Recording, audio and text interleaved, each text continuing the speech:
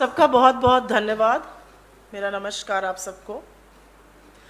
आज देश के लोकप्रिय प्रधानमंत्री श्री नरेंद्र मोदी जी का 72वां जन्मदिन है और इस मंच से हम सबकी ओर से हम उनको अपनी शुभकामनाएं देते हैं, हार्दिक शुभकामनाएं देते हैं और ईश्वर से प्रार्थना करते हैं कि देश के प्रधानमंत्री मोदी जी दीर्घायु हों और स्वस्थ रहें।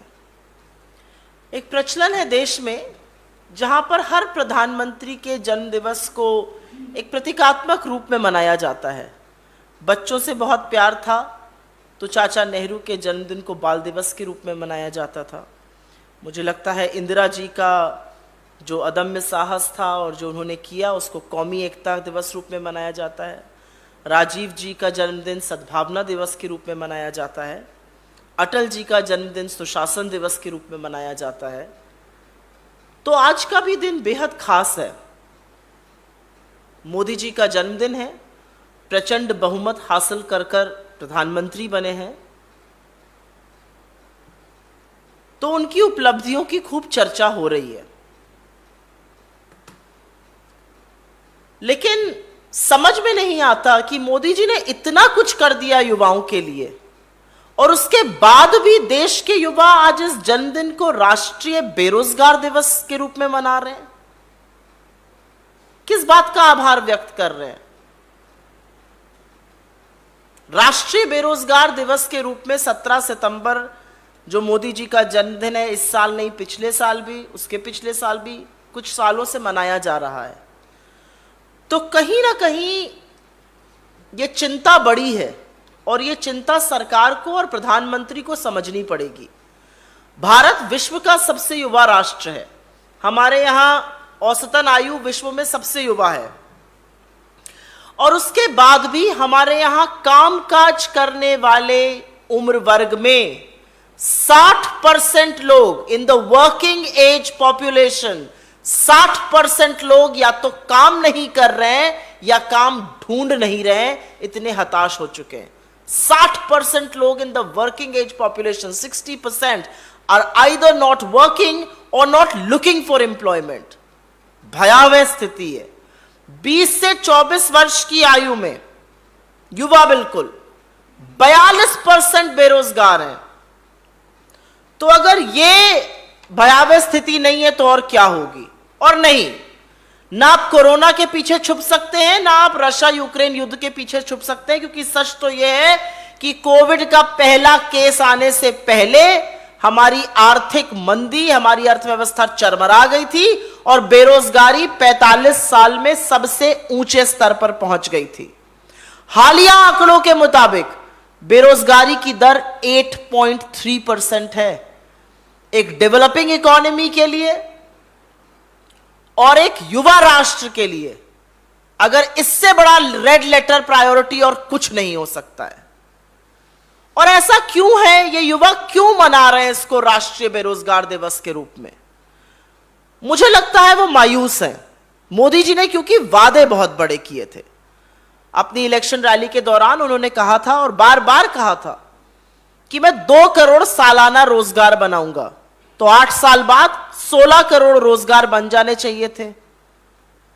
16 करोड़ रोजगार तो नहीं बने, 22 करोड़ नौकरियों के आवेदन जरूर आए और उसमें से नौकरियां सिर्फ और सिर्फ 7 लाख लोगों को मिली। और बेरोजगारी का ये जो पहाड़ है, ये 2 विषयों से और भी ज्यादा बड़ा टूट पड़ रहा है। पहला, ये महंगाई और घटती आय के दौरान आ रहा है। जो लोग थोड़ा बहुत कमा रहे हैं उनकी भी आय घट गई है और महंगाई बहुत है, इसलिए बेरोजगारी और भी ज्यादा चुभ रही है। और दूसरा, महिलाओं पर इसका बहुत कहर बरपा है। जो लेबर पार्टिसिपेशन रेट महिलाओं का 26% होता था, वो गिर के 15% तक पर आ गया। तो क्या मोदी जी को कोई चिंता नहीं है? मुझे नहीं लगता ऐसा होगा। आंख पर पट्टी बांध लेने से सुनाई तो जरूर देता है क्या हो रहा है देश में, और उनको चिंता है, उनको रोजगार की चिंता है। ये मैं दावे के साथ इस मंच से कह सकती हूं। हां, वो चिंता एक व्यक्ति के रोजगार की है। अमित शाह के सुपुत्र श्री जयशाह जी 2019 में बीसीसीआई के सचिव बने। उनका कार्यकाल 3 साल का था, खत्म होना था, नियम के अनुसार उनको रिटायर होना था। लेकिन अब बीसीसीआई का संविधान बदला जाएगा और उनको 3 साल तक रोजगार सुनिश्चित किया गया है। लेकिन आपके बच्चों को 4 साल की नौकरी के बाद 23 साल में रिटायर कर दिया जाएगा। यह प्राथमिकता है सरकार की। सरकार की प्राथमिकता यह है कि 60 लाख सरकारी पद केंद्र और राज्यों में खाली पड़े हैं, उसके बारे में चर्चा नहीं होगी।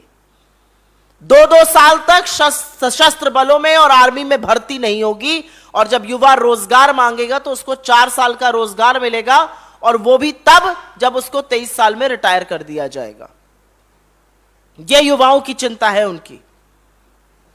तो ऐसा क्यों है कि स्थिति इतनी ज्वलंत है और मुद्दे पर बात नहीं होती है?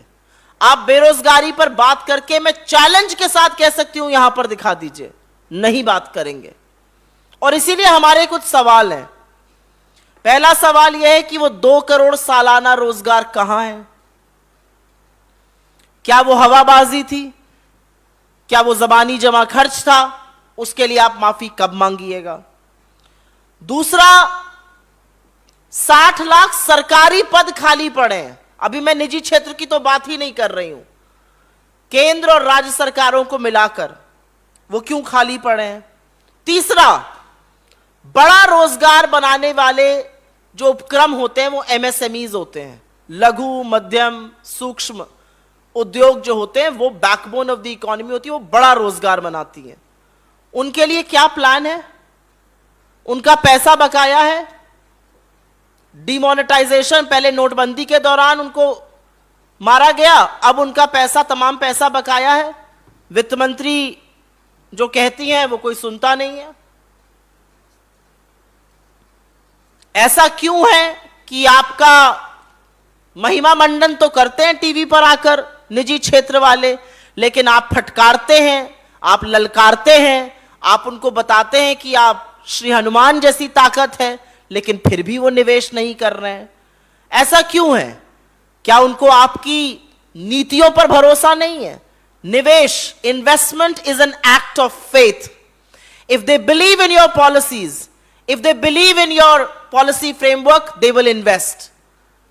लेकिन निजी क्षेत्र आज देश में इन्वेस्टमेंट नहीं कर रहा है। 32,000 हाई नेटवर्थ इंडिविजुअल्स ये देश छोड़कर चले गए हैं। आप जो भी कहते रहिए, आप जो भी आंकड़े पकाते रहिए, अगर सारा ध्यान आपका हम दो और हमारे दो पर रहेगा तो बाकी निजी क्षेत्र कैसे, कहां, कब और क्यों रोजगार बनाएगा? और एक सवाल तो बनता ही है कि युवाओं को स्थायी रोजगार देने के बजाय ये जो 4 साल के ठेके पर आप षड्यंत्र रच रहे हैं, उसी के तहत युवा अपना प्रतिकार दिखा रहे हैं। मुझे लगता है इस देश में सबसे बड़ा मुद्दा बेरोजगारी है, महंगाई है, और उस पर चर्चा नहीं होती है। हम मोदी जी से यहां इस मंच से अपील करते हैं, आपका 72वां जन्मदिन है, आपको पुनः बधाई देते हैं। और मैं वाकई में दिल से कहती हूं कि मुझे दुख है इस बात का कि आज इस देश के युवा देश के प्रधानमंत्री का जन्मदिन राष्ट्रीय बेरोजगार दिवस के रूप में मना रहे हैं। यह दुख की बात है, यह चिंता की बात है। अभी आपके पास 2 साल और हैं, युवाओं को रोजगार दीजिए, युवाओं के हक की बात करिए। और यह याद रखिए कि कोई भी इतिहास में इमारत बनाने से, गारे मिट्टी की इमारत बनाने से याद नहीं किया गया, अपने मजबूत इरादों से, अपने काम से, उससे याद किए जाते हैं लोग। इमारत नहीं, इरादा बुलंद करिए। जिस रोजगार का आपने प्रण किया था वो रोजगार दीजिए, क्योंकि यह दुख की बात है कि देश के प्रधानमंत्री के जन्मदिन के अवसर पर इस देश का युवा राष्ट्रीय बेरोजगार दिवस मना रहा है।